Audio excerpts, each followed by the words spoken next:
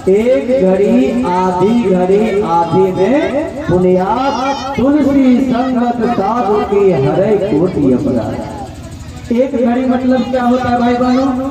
एक घड़ी का मतलब होता है 24 मिनट। उसकी आधी कर दो तो 12 मिनट, उसकी आधी कर दो 6 मिनट। अगर 6 मिनट में ध्यान से अगर कथा को सुन ले और हृदयंगम कर ले तो उसका बेड़ा पार है।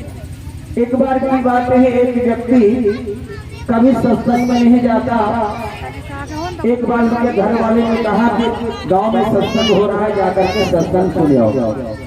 सत्संग सुन कर आओ। जाना तो नहीं चाहता था, घर के दबाव से चला गया। बड़े घर का आदमी था, सेठ था, बहुत बड़ा सेठ। जब सेठ जी सत्संग सुनने के लिए पहुंचे तो गांव वाले देखे आज सेठ जी कथा सुने हैं, तो स्वागत किया बढ़ करके गाँव वाले आइए आइए आइए बैठिए। सेठ जी आए, उनको बिठाया, बैठ गए। अब बैठ गए, उसी समय कथा शुरू हो रही थी।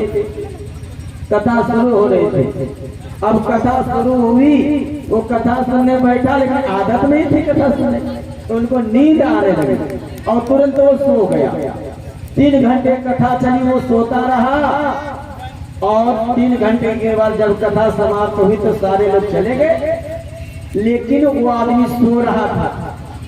और टेंट वाला साउंड वाला भाई सोच रहा था वो ये जगह तभी तो अपनी तरी को समेट। तो बहुत समय इंतजार करने के बाद भी नहीं जगा, तो अंत में जगाना पड़ा, भैया अरे कथा समाप्त हो गई, जाइए। अब घर चला गया। पति ने पूछा कथा सुनकर आए, क्या क्या सुने? तो कहा कथा में हमने 3 शब्द सुना। क्या क्या? आइए, बैठिए और जाइए। पत्नी सोची चलो कुछ तो सुना। कहा तेरे लिए मंत्र बन गया। पत्नी सोची पता नहीं दोबारा जाएगा कि नहीं जाएगा। कहा इसी को रख लो, सत्संग के शब्द का बड़ा महत्व है। तो वो भोजन करने के बाद जब बिस्तरा पर गया तो नींद नहीं आ रही थी। नींद क्यों आएगी? वो कथा में तो सो के आया था। तो वह रखने लगा, आइए बैठिए जाइए, आइए बैठिए जाइए। इतना वह बोलते बोलते वो क्या कहते हैं 12 बजा दिया रात्रि का। उसी समय घर में चोर आया उसके घर में। अब चोर आया, वह बोल रहा था आइए। उसी समय क्या बोला? आइए। तो चोर सोचा कि लगता है कि वो घर का मालिक जगह है, देख लिया। हाँ, अब तो चोरी कर नहीं पाएंगे। तो तुरंत उन्होंने कहा बैठिए, कार्य बिठा रहा है, पकड़ेगा। हाँ, जब वो भागना चाहा तो तुरंत बोला जाइए।